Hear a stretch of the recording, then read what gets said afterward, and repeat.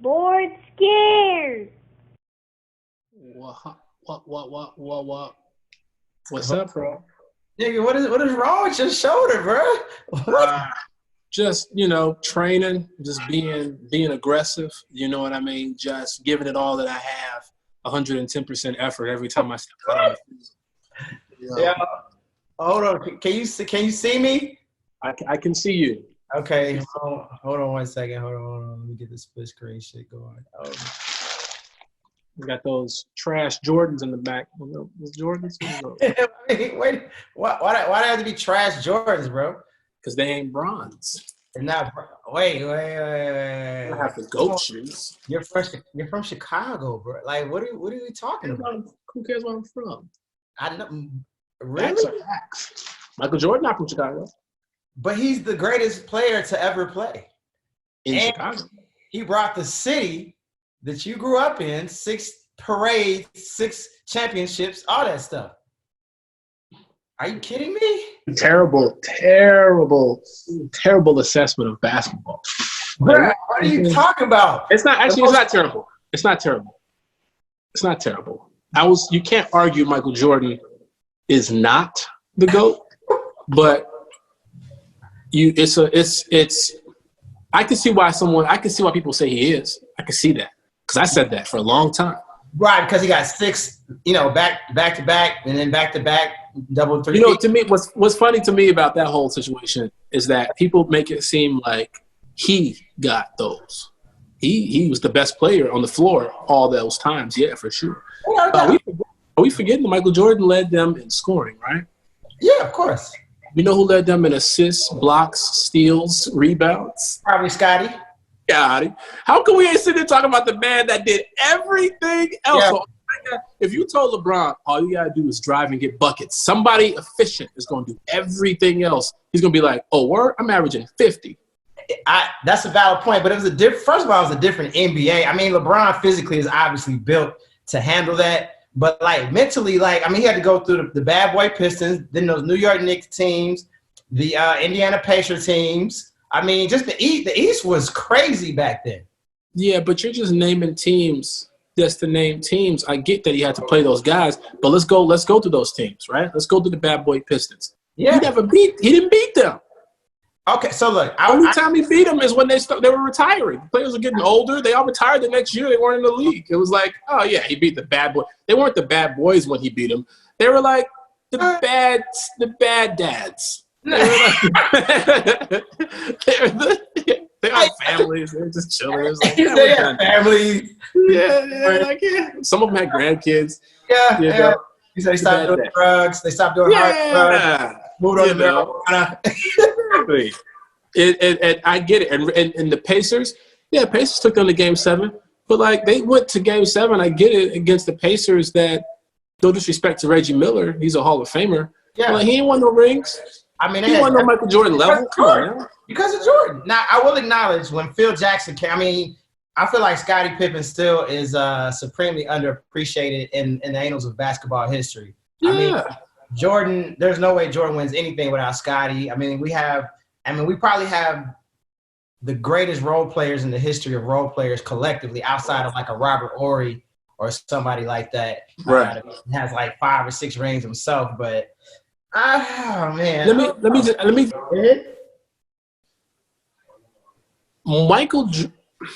the year they won that first three-peat, after they won that first year, Michael Jordan retired. They won 57 games that year Michael Jordan played, and they won the championship. 57 games in the regular season, and they won the chip. Michael Jordan retires. You know how many games they won without Michael Jordan? With Pete Myers as replacement? 56. Almost as many. I mean, one less game. Scottie Pippen was third in MVP voting, I want to say. He should have won. They could have went to the finals to play the Rockets if Hugh Hollins didn't get that phantom call against the Knicks. Scottie Pippen completely doesn't touch him, and they call it foul on that play. I mean, they can't have the Bulls go to the finals without Mike, though. What'd you say? They couldn't have the Bulls go to the finals without Mike. That's what that was to me. That was the league saying, "Hold on now." Oh yeah. Because then it's going to diminish Mike. That's going to diminish his. When LeBron leaves a team, they in the lottery pick. They up here looking for new drafts. Look, so the city crumbles when he leaves. So it's Jordan first for me, and then like LeBron second. I mean, Kobe is so much like Mike. I feel like that's why he gets skipped over. Yeah. So I mean, where does Kobe fit in with this? Kobe is in my top 10. He's not. I think of best players. Yeah. Just knowing basketball and going, oh, best players. Yeah, he's in everybody's top 5. Right. I think you can't mention, and not just because he passed away. I'm saying just if you just know basketball, like there's just no way you're going to put. There's no way you're going to put 5 people in front of him as far as basketball talent. Right. But my favorite players, though, he's not in my top 5.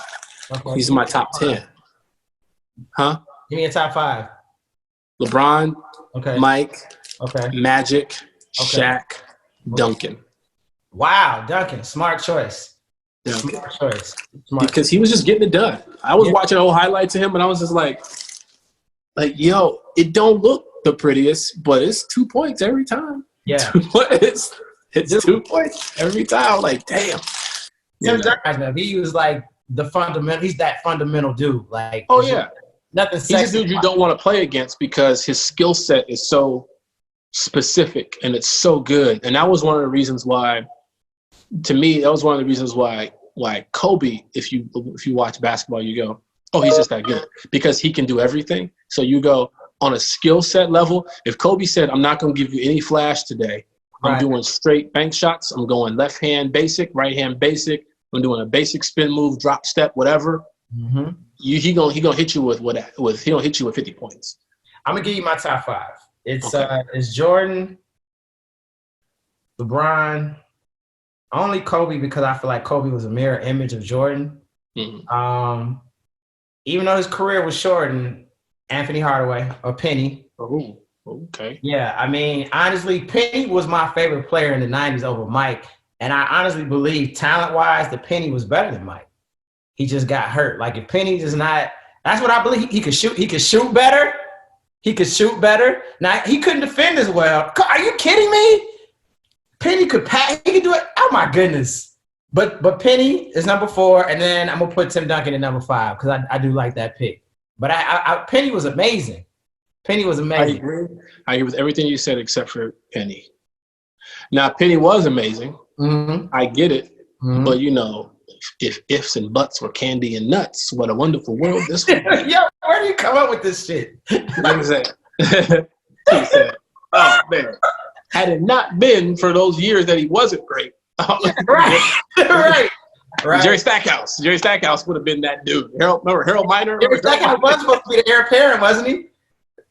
Stackhouse was supposed to be. He was supposed to be. He was supposed to be the heir apparent. He played for Mike and the Wizards, and nobody was having it. Yeah, a lot of people went to play for Mike and the Wizards, and it just happened.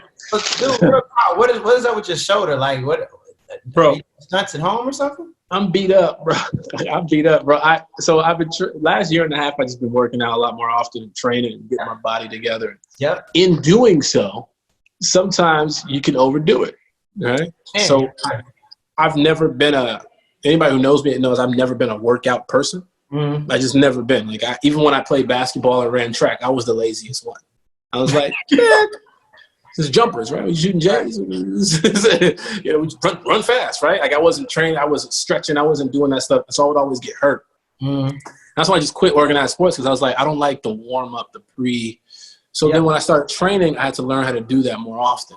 Yeah. And since the quarantine, I've been training with limited resources here. Like I have a small home gym set up here. Yeah. And a basketball hoop. So I try to stay as active as possible, but the problem is sometimes like if I'm bored, I'll just overdo it. Yeah.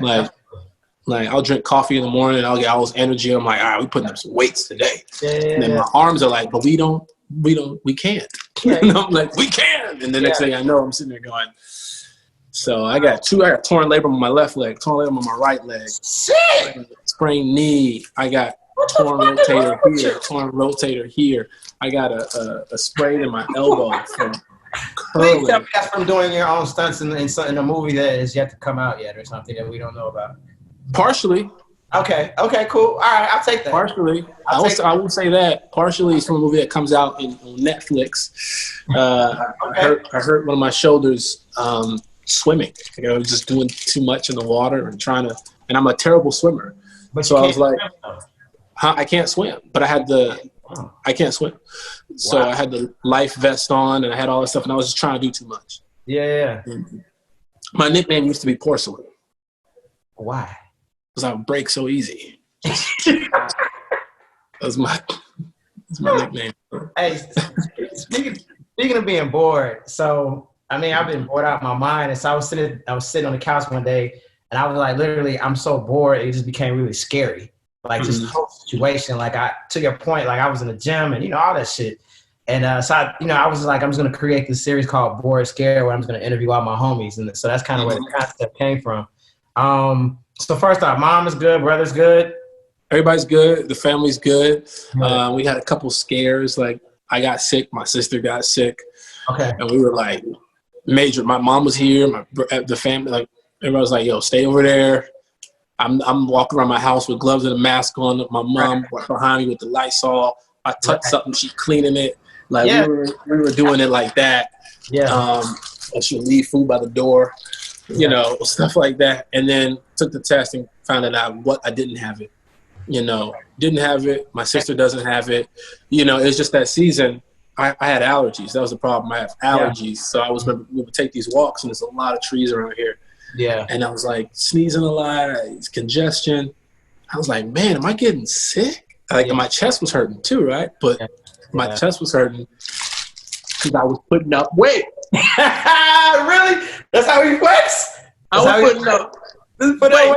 So what do you bench? I mean, and to me, it doesn't really matter. Like I go to the gym or to LA Fitness or whatever, and I see these like big dudes, and they're putting up all this weight, but you could tell in like 5 years they're gonna be fat because it's all food. Like, and they're probably still not eating right. But out of curiosity, how much do you bench? What's interesting is that I used to ask that to my trainer, because my trainer is jacked. Like he's just like mentally trained. He's like the toughest dude. So I would, he's Romanian, so he's got like this demeanor.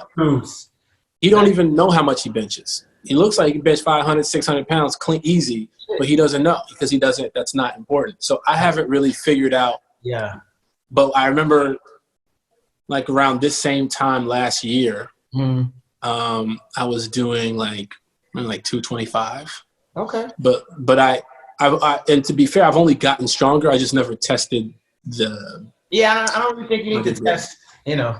Especially when I keep getting hurt. I'm like, I ain't testing no maxes out right now. Yeah. But I'm probably in a year. If I went for 225, I'm probably benching probably like around 550. Okay. Next question. About 550 pounds, rapid and easy. Next question. Yeah. Next question is over. So obviously, with this COVID thing. So one is interesting, not to be insensitive to what's going on in the world, because this hit home with me just to a couple people I know whose parents have passed, relatives. Oh, damn. But I was joking around with some of the homies just via text last night, and we were like, man, it's a different world when you say, oh, I'm going to test for this or test for that, and it's not like an STD, and I'm right. And I'm like, is that too soon? Is that being insensitive to think about that? Like, whew. Well, when you think about it, it's in some ways it's true, in some ways it's worse. Mm-hmm. Because, I was having this conversation with somebody else where I was like, a friend of mine, she was like, yo, come over. Yeah. And I was like, oh, no, she was going to come over here. Yeah, yeah. And it was just like, and she's like a homie. She's like a sister to me. So, but I was like, are you clean? I said it was like, and then she was like, why are we talking like we're hooking up and this is STD talk? Like, hey man, before you go to that chick house, better make sure she clean. Yeah. Like you've been tested? No, I don't have this or have that. No, I'm talking about you got that COVID. You got that. Because it's such an easy thing to catch, apparently, and it's such an easy thing, to pass on to other people. And you can pass it on and not know. And I know that's the tricky thing. Right, right. Oh gosh, my mom. So my mom loves you, by the way. She's like, she's like, tell that young brother, I'm glad he made it out of Chicago, all that other good stuff. So I told her, I said, what's up? Yeah, I was joking, but see, my mom and I are like really cool. And my parents and I my parents have been married for like 49 years come Friday. So like, oh damn. Yeah, Congrats. like, thank you. So like, we just trip out on some ignorant shit. And I was joking with my mom. I was like, Mom, you know, if I only have $5 to my name, the only latex I'm getting are gloves. but that's oh guys, hopefully whoever watches this don't be offended. But you gotta kind of put the humor in it, you know. You have to have some levity to these moments. You know what I mean? Because the news adds enough fear as it is. Without a doubt. You turn the TV on, you feel like the world's about to explode. Right. You know, I'll be honest. You know, when this whole thing first hit, I thought I was going crazy. Like my mom had to sit me down and have a talk with me because just for the first time in my life, I felt like I wasn't in control. Oh yeah, you're totally not in control. You know, with the life, your career, you know, you give advice to other actors and they say, well, how'd you do it? And I just always said, in my back of my mind, I just knew I was in control. Like I just knew I was going to work. I knew I was going to get jobs and get roles, create. I knew it. And even in life, you know, I feel like I'm in the driver's seat. Like I'm never really worried about anything. I don't feel like I'm in danger at any time. Like I always feel like I'm protected. I always feel like God got me. You know, I always feel that way. Without doubt. Then this stuff happened, and I would walk around this house like a zombie because I'd be looking. You know, I got other stuff going on in my personal life too. Yeah. And then when this hit, I was like, yo, I'm not in the White House. I'm not one of these members of the CDC. I don't know what's going on with the medical situation right now. I don't have any answers because there was so much false information being put out there. Right. That I would walk around, like I had a breakdown at one point, to be honest with you. Then my mom had to sit me down and go, what are you going to do? Right. You can't do anything about it. All you can do is protect yourself, protect your family, and that's it. So I had to like man up a little bit and go, all right, this will pass. But I genuinely had a moment of like, yo, bro, you ain't in control. You know, you watch the news, they'll have you thinking one thing, and then you hear about all the death toll amongst blacks. Yeah. And you go, wait a minute, is this targeted? You start thinking, they go, no, what's happening to everybody else? You go, yeah, but it's happening to us at a higher rate. Right. You know, we have a lot of these, you know, pre-existing medical conditions. Right. For people in their 20s and 30s that usually you would have to be over 65 to have. Right. Yep. And they weren't talking about that. They were just saying, oh, in certain communities, it's happening in African Americans more. But then you go, well, is it going to stop? Like, how do we fix that? Is this, and you got military tanks, you got all these things, and you start getting paranoid. You start going out of your mind like, oh, how do I protect this house? Is this part of the plan? Like, is this, because you watch too many movies, you're at home watching end of the world movies and you're like, this is what they trying to do. Yeah. You know, you watch Watchmen, I'm like, man, you're freaking out a little bit. But then you have movies on Netflix that are like, oh shit, when did this movie come out? Oh, yeah. You know?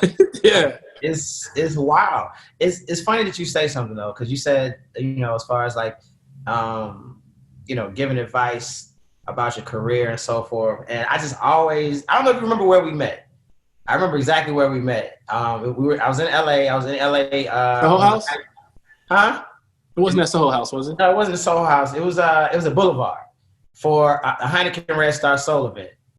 And oh wow. That's when you were doing the BET thing from New York to LA for. Oh damn. And I remember because like I think we were like all in the same booth. It was like us, D-Nice, a bunch of people. And I just remember just dapping you up and you told me you're from Chicago. And I was like, oh shit. You know, I just got excited. Anytime you meet somebody from the crib, you know, it's just always an exciting thing. And so I remember like a couple months, maybe even a year passing, you know, we would text back and forth. But I remember through that year, like you were just going through a lot. And I remember calling me. I remember one situation in particular, but I remember and I was like, oh shit. And I just remember you were like, it was like the world was kind of caving in, right? Like what the fuck is happening? Got through that. I remember coming back to LA like that following year around the same time, and there's this billboard.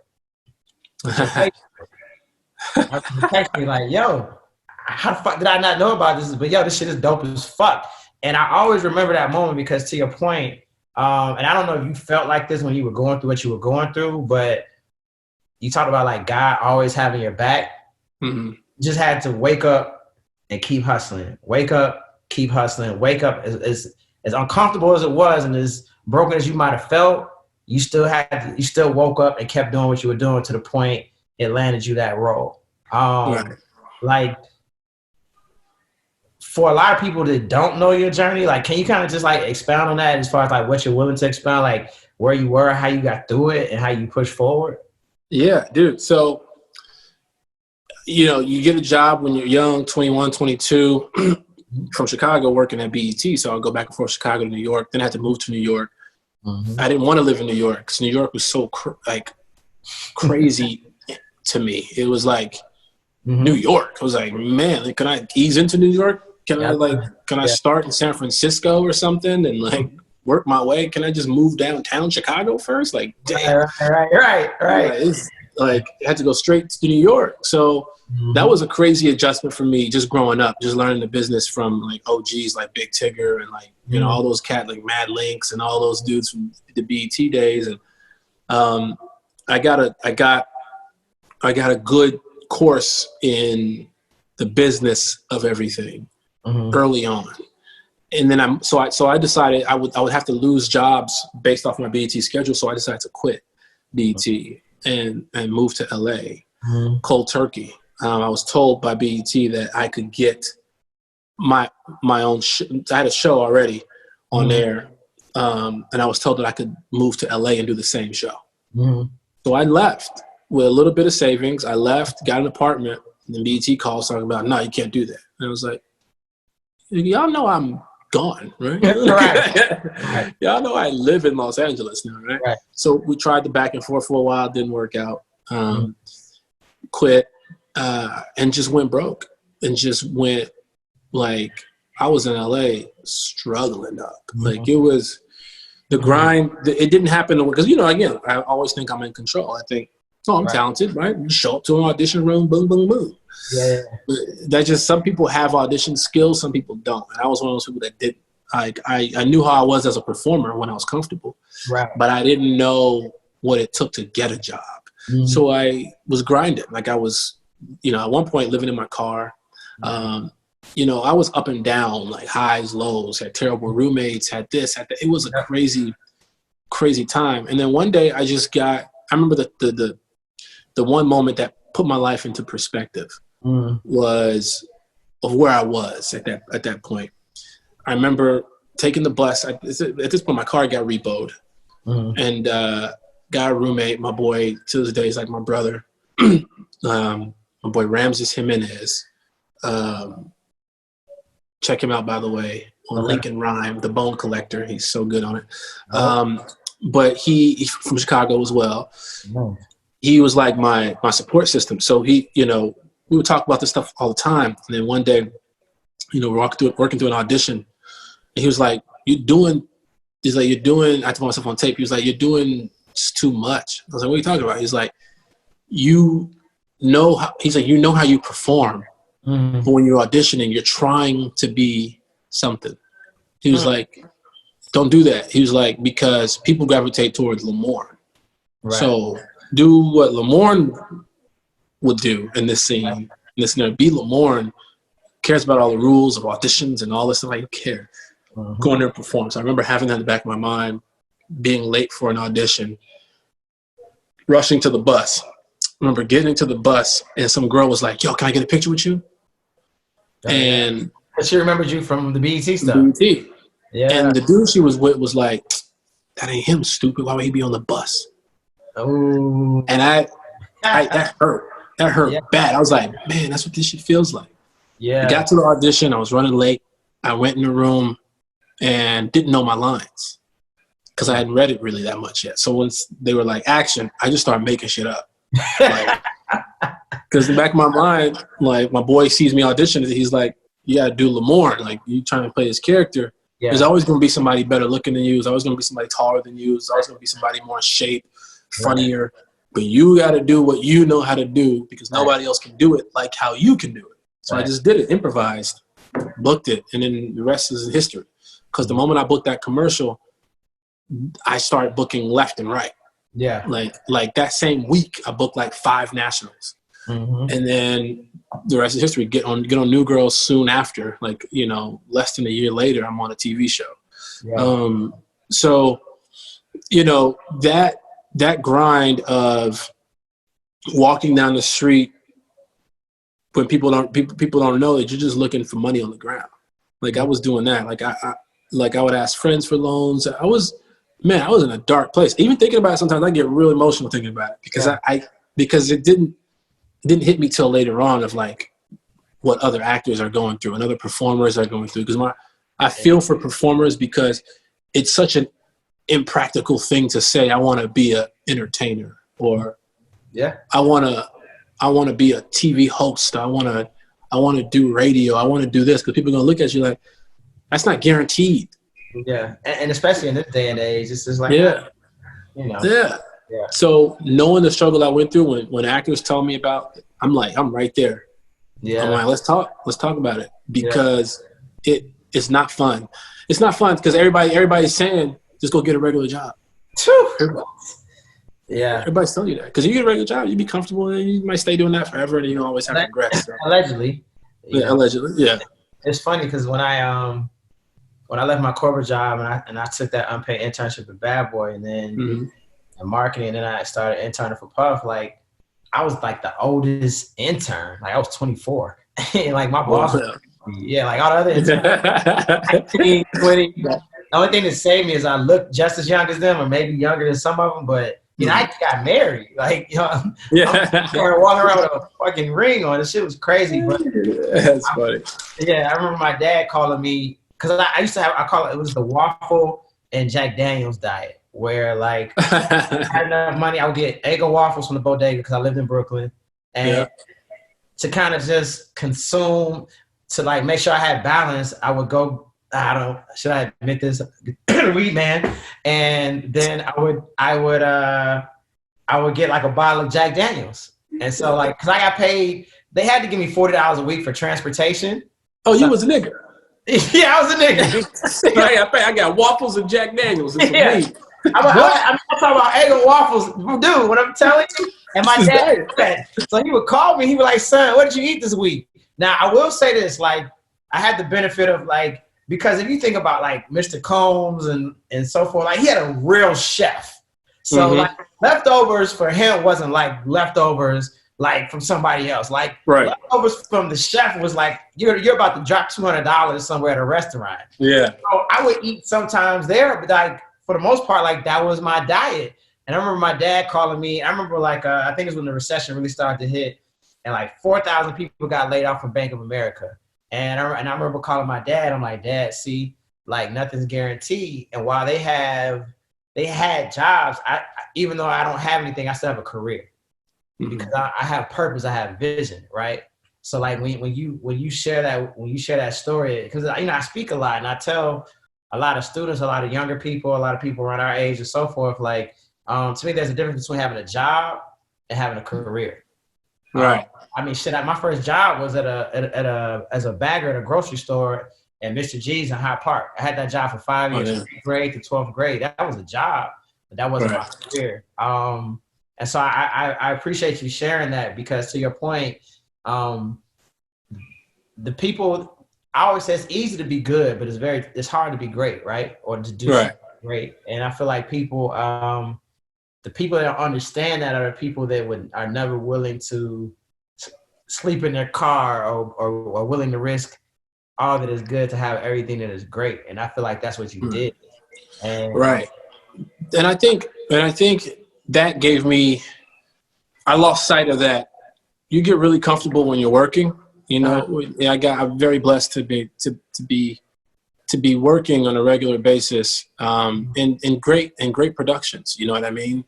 And so I've been lucky. And you do get comfortable. You get complacent. You get comfortable. Like, to be honest, I would look at my computer and go, I should finish the script, and I just wouldn't. And I'd be like, because it doesn't hurt you, but it also doesn't help you. So then you got to start figuring out how to. And one thing that this quarantine has done for me is it kind of reset me. Okay. It reset me to say, you know what, I'm gonna have to like go back to square one. because I used to have FOMO a lot. I was fear of missing out, right? I would be, like you're at home because you spent most of your time grinding. All my friends would be out partying, drinking. You know what I'd be doing? I would be at home reading scripts, reading lines, writing, creating stuff that would never see the light of day. But for me, it was just practice, practice, practice. So now you make it, quote unquote. You're like, I'm going to be out. Yeah. Like, I'm going to go out.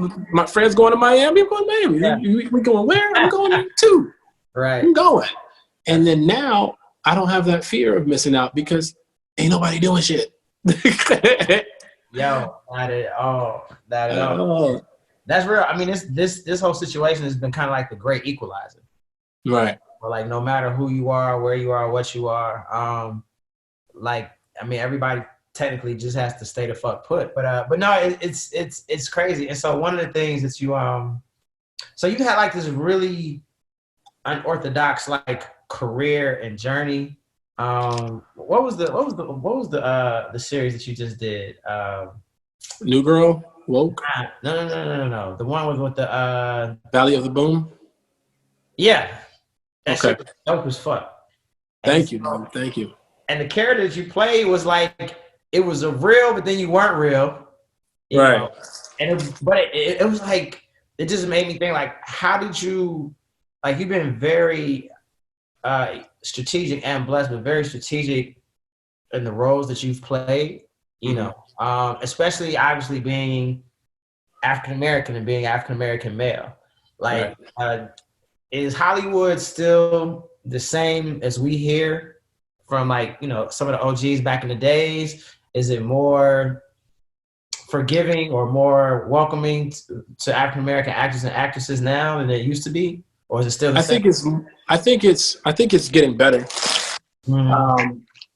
You see a lot of us in more leading role characters that, and I put this in sci-fi terms. Okay. It used to be that when you watch a sci-fi movie, the leads were always white. You know, for a long time they were just white males. Then they became white females. Now you have, you know, Tessa Thompson, for example. Yes, leading Westworld. You know what I mean? Which is amazing. She's so dope. Oh, yeah. That she wouldn't have gotten that look 10 years ago. You know, 5 years ago maybe. I don't know. But she's so good. You know, even in Thor. You know what I mean? Like the type of stuff that she does, she's saying, I'm just as capable of everything, if not more capable than most of these actresses out here. Right. And when you see her perform, you go, oh, hell yeah. You know what I mean? Like, yeah, she's dope as fuck. And you see, you know, John Boyega. You see a lot of British black actors crushing it too. You see everybody. I think now the world is becoming aware that the stereotypes of people based on their skin color is bullshit. Yeah. You know what I mean? Like, especially when you're an actor. Especially when you're an actor, because our job is to make a character. Right.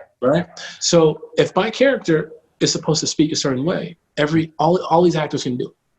Right. Just because I played a goon in one movie, don't mean I can't play a doctor in another one. Right. Absolutely. And I think we see that. We see the,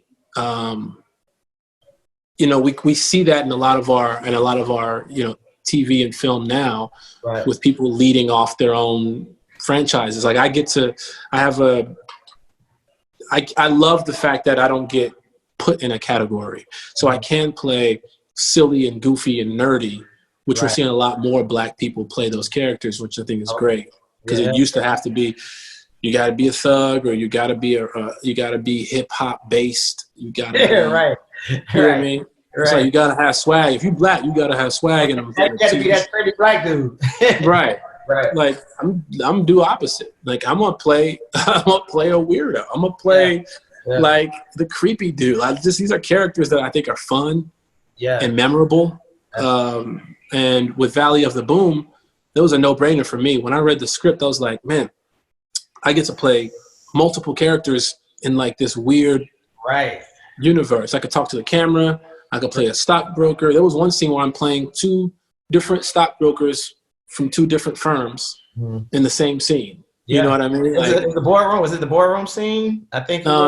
Yeah, it was one when I was at Goldman Sachs and I was answering the phone. And I was like, "You think they're doing this over at Bear Stearns?" And he was like, "I don't know. Are they?" And I'm sitting down. I'm like, "Hey, you." I'm like, "Is it hard being this handsome?" Yeah. So like, it was fun. It was just like an absurd world that doesn't happen all the time. Like we can play all these other roles that, like, I love the movies that I've gotten to do. Like Game Night, for example. Game Night is one of my favorite movies. Not just because I'm in it. Like if I wasn't even in it, I'd be like, it's one of my favorite movies. But it happens. Those types of movies happen. They come along every once in a while. It was fun though. It was fun. But I'm saying it was fun to watch. But character wise, it was cool. It was dope. It was like, yo. But I can see myself. I've auditioned for that type of character before. Okay. You know what I mean? When Valley of the Boom comes along, it's like, this will probably be the only time I ever get to do this. You know what I mean? Like, it doesn't happen often. And I think that's why that was fun. I have a new show coming out called Woke on Hulu, and I just filmed the whole thing. I'm the lead of it. Never seen anything like this. And that's one of the reasons why I gravitated towards it. When New Girl was done, when New Girl was over, it was, what are you going to do? Like, are you going to be on another network TV show? The money's better. It's like, well, I just did that for 7 years. Maybe I'll try something different. So I'd get offers for scripts and auditions for scripts, and I'd read them, and I would go, man, this is dope. This is really funny. But it's network sitcom, very much so like New Girl. Yeah. Which I think is cool. I actually, beyond that, I think it's great. I actually do think it's really great had I not done it for 7 years prior. Right. So I took this show Woke because it's streaming, it's raw, it's real, but it's absurd at the same time. So I play a cartoonist who's black dude, but nobody knows he's black based off his material. It's very whitewashed. So people meet him, they go, "Oh, I didn't know you were black." Right. No, I did. And I'm like, "Oh, well, thank you." But he doesn't fall into it. He just thinks that's just okay. Maybe they're they're nice people. Until one day he gets his ass beat by the police because he fit the description. Right. When he's just walking, putting up flyers for his new show, And then what happens is he becomes woke, where his world becomes a little bit more vivid, meaning cartoon characters start talking to him. Right. Like they start coming to life. Like a thing will come and start talking to him, and nobody else can see it but him. And it forms his opinion on what's going on politically in his neighborhood. Right. We got Cat Williams playing the voice of my marker, who's racist. We got Cedric the Entertainer, Sam Richardson. We got Tony Hale. We got Eddie Griffin. Wow. We got heavyweights. We got heavyweights. Like some of the funniest dudes in like the history of just the world. Yeah, right. We got Rose McIver on the show. She's the star of iZombie and a bunch of other stuff.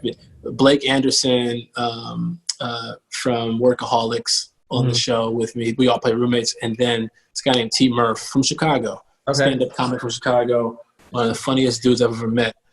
So our cast is dope. So when this show comes out, you ain't gonna be able to talk to me no more. Yeah. You know, it's kind of good because I thought you had to start doing porn or something. Listen, let me tell you something. I knew you bought the big house, and I was like, oh, that's the perfect house for like to shoot porn. Like, yo, like straight gangbang, just bunch of chicks, bow, bow, bow, bow, bow. Like, ooh, let me tell you something. By the basketball court, bow, bow, bow, bow. You know what's crazy? I had this thought the other day. I thought it was so funny when you see like, on somebody's Instagram page, and you'll see like OnlyFans in their link, and you go like only, because I know what OnlyFans was for a long time. I was so late. I found that shit out 2 days ago. I was so late to the party. I was like, OnlyFans, what does that mean?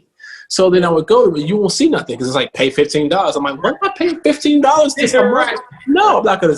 And then once I realized what OnlyFans was, I was like, yo, I should create an OnlyFans where people think it's gonna be porn, but it's not. It's just me, like it's me talking about like how I'm gonna do it. Like I was like, oh man, I'm about to do this, I'm about to do that, and I never do it. or you know what I mean, like something, or just like something really stupid, just to create an OnlyFans for charity. Like all the money goes to some charitable organization. But then I was thinking, I was like, man, if my career, you know, God forbid it, if my career went south, like, God, gotta do what I gotta do. Yeah, hey. I know sometimes like we text and we talk about dumb shit like that, but like, yo, I literally Google OnlyFans. Actually, it was last night, and I was like, fuck that. Like, I mean, you know, I live in Atlanta now, so I could just, well, when it opens up, I could just go to like the Blue Flame strip club. So many other things you can do. I mean, if I become that person that is subscribing as an OnlyFans subscriber, like I've turned into a total creep. Like, yeah, I can't pay for that. Like, yeah. It's like I'm eating honey buns. I put on like 200 pounds, and I just sit in a dark house every day. Just I don't even making money. Like I'm just. But you know what's funny? You say that? I'm going to create an OnlyFans now. You should. I'm gonna figure out how to do that. I'm gonna get on there. I'm gonna create one, and I'm gonna charge $100 a month. Wow. For raw material that I'm never naked in. You're welcome. You're welcome for the inspiration. You know, just like I've inspired you through your whole career. Thank you, man. I really appreciate that. Thank you. Hey, God is amazing, right? This is what I do. This is what I do. You say God is amazing. That's what I did. You say you were God? Yeah, I'm on my third glass of wine, man. See, it's like it's 9:14 here, and I'm gonna let you go in a couple minutes. But you know, I know it's a little earlier there. I have to know this. Like, what was when Mom saw the crib? Mm-hmm. What what was the response? Like, I mean, had she seen it? Had you sent her pictures first, or was it like Mom gets? Well, she had seen a few pictures, but my mom was here when that happened. Oh, so that was her first time coming to the house. She had just come. Actually, I did the shoot. Uh-huh. You know, my mom came to town the next day. Okay. Cool. So she didn't see the video until she was already here. So she had seen whenever my mom has gone house shopping with me. Like every decision that I make, I run through my mom, like big life decisions, and so she had seen the pictures of it, but she hadn't seen it done. Right. Until she got here, and she didn't know the scale of it until she got here. Right. Like she didn't know she had her own room. Like she has like a room nobody else can stay in. Like it's her spot. Like it's her. Her clothes are there. Yeah. You know. Is there a room that you know I could stay in? You know, like. And it's good talking to you, man. You know, hey, I'm just like every other Negro. Like, hey, you know, dude, I got room for you, bro. I got room. I saw with a couple chicks, like, yo, no, it's not really his shit. Like, like, what do you do? I got space for you, bro. I got a room for you. Listen, you family, bro. Come on. Hey, man. You can't have a code to my alarm, but I can't have a code to the alarm. I give you the gate code so you can get in. Yeah. One last question for you, and it's very cliche. I know I hate honestly when people ask me ever, but I'm curious. Like, what is not necessarily where do you see yourself in 5 or 10 years, but like, do you have a dream role or is it a dream role? Is it something like directing, producing? Like, what is that thing where you're like, oh, I mean, is it winning an Emmy, or I mean, like, what is that for you? Yeah, so. It's a dream, but it's not the end. You know what I mean? It's not. Yeah, well said. It's always changing. So there's a few things. To star my own action comedy. Okay. You know, with a dope cast, dope director. Just have I want like a franchise. I want Bad Boys. I want Rush Hour. Yeah. You know, I want Beverly Hills Cop. Like those are things that I aspire to have. Yeah. To say that I've created and that will live on. You know, forever. You know, cool things like New Grove, obviously, I think will live on for a long time. Mm-hmm. You know, hopefully Bloodshot we get, you know, obviously the coronavirus kind of affected us a lot, but, you know, hopefully Bloodshot will carry on, but I want to head up my own. Yeah. I definitely want to win Oscar, Emmy, Golden Globe, those things. Yes. You know, Image Award, you know, they snubbed me a few times, but you got to throw them in there. They snubbed. Well, because It's not New Girl. You mean to tell me I'm on a critically acclaimed show? I think the homie Lance Gross got nominated over me a few times. It was weird because our show wasn't catering to the demographic necessarily. Exactly. But the performance was there. There's bigger muscle. Yeah, I'm the only character at the time when I was playing that type of character. I was the only character on TV playing that type of character. Yeah, it was definitely it's definitely something to look forward to, but it's not something that I'm gonna base my happiness around. Absolutely. What is happy for me? Mm-hmm. Honestly, it's freedom. It's I get overwhelmed a lot, stressed out because I don't take people take medication for this or anxiety or that. I don't do none of that stuff. Yeah. Before I go on stage, I deal with the nerves, deal with the fear, I deal with it. You know what I mean? I'm like, it's an adrenaline thing, but sometimes it gets real stressful, right? So saying I'm going to work on something and then I'm going to go take a vacation with my friends or my family. We're going to do this, we're going to do that. But then you never have that time because you're always so dependent on the next job. Right. So for me, it's happiness, career-wise, will be freedom, meaning I'm Adam Sandler. I'm sitting at home with my family and then somebody says, hey, you want $100 million to make 5 movies or whatever? I'm like, cool. Right. You and your friends could write them. Y'all can shoot wherever y'all want to shoot. Right. I'm like, yes. That's happiness. It's crazy that you mentioned that, and I really will let you go. But I was watching the new Netflix Dave Chappelle special when he received the Mark Twain Award. Mm-hmm. And it was just crazy how what's his co-writer for the Chappelle Show, the white guy? Neil Brennan. Yeah, Neil. And Neil was just like, yo, I was just sitting at home, and Dave was like, yo, you're about to get a phone call from Universal, writers and shit like that. And I just thought that was just such a dope moment because it was just such an innocent moment. But it just talked about just like collaboration and you just never know where your blessing is gonna come from, right? Right. And so you never know. You never know. You never know. It's such a strange. How I got Bloodshot, for example. They were about to cast somebody else. Mm-hmm. They had the character. They were literally about to pull the trigger on it. The offer, they were working on the offer. Like, okay, we're going to offer this. They had the character. Mm-hmm. But the director was like, I just want to see more people. Yeah. Okay. And he was like, and they had another round of auditions, and he was like, all right, I think we're right with our choice. Mm-hmm. Let's go with this guy. Mm-hmm. But the casting director, this guy John, he sent me a message and was like, just put yourself on tape, do an accent, do this, do British, do Russian, whatever you want to do. Do something different. So I was like, all right. I went and shot this. And this was a random thing. I went and shot the scene that they had sent me, like a real scene. I called my boy who ran, this guy Melvin Gregg, who has a studio. Yeah, Melvin's dope. I don't know. Yeah. I follow him. Yeah, Melvin's dope. Yeah. Dope. And he has his own, Melvin's been on the creative tip before a lot of cats. Like he built his own studio in the Valley. So we would go over there and use it for stuff and he would give it to us for free. So I went over there, put myself on tape. My boy Batch, King Batch, was played Vin opposite me. My boy Was Good, edited it all together for me. Color corrected, scored it. Wow. I sent it to my manager at 10. I remember it being 10 a.m. on the dot because I was so anxious to see what they thought. Yeah.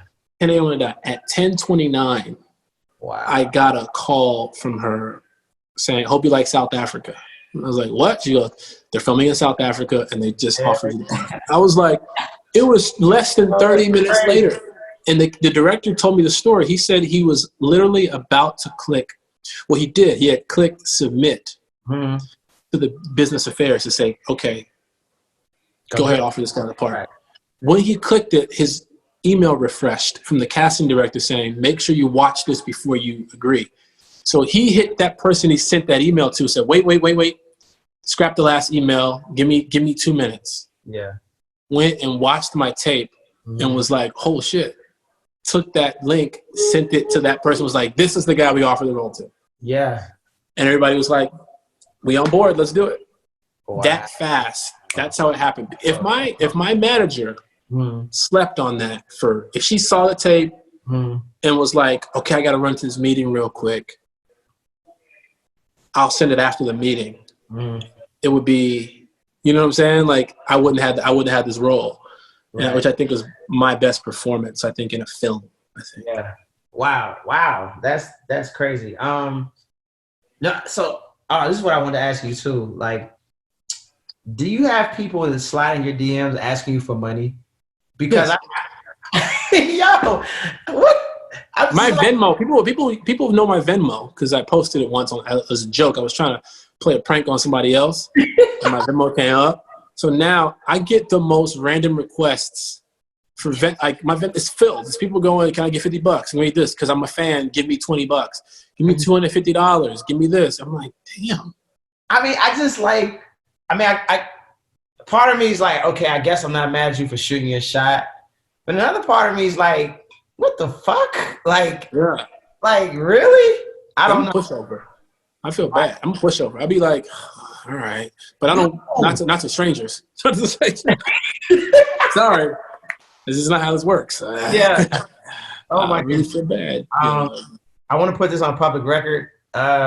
In one of your next films, I just want to play a lowly character that is similar to Dirk Diggler, okay, yeah, of course. Yeah, of course, I want to play a porn star. Of course, I got you. They got all kinds of fetishes for people out there.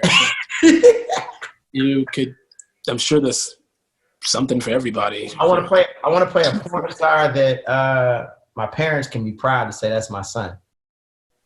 You know, yeah. I mean, times are hard. It is what it is. You know. Yeah, you gotta get your foot in the door.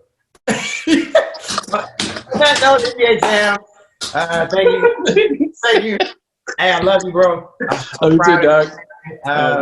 Be safe. Take care of yourself. I'm always here if you need to talk. And yes, sir. Oh man, I appreciate you too, man. Be safe out there, bro. Wear a mask and wash your hands.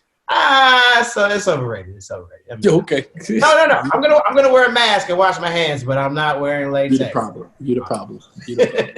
All right, bro. Yes.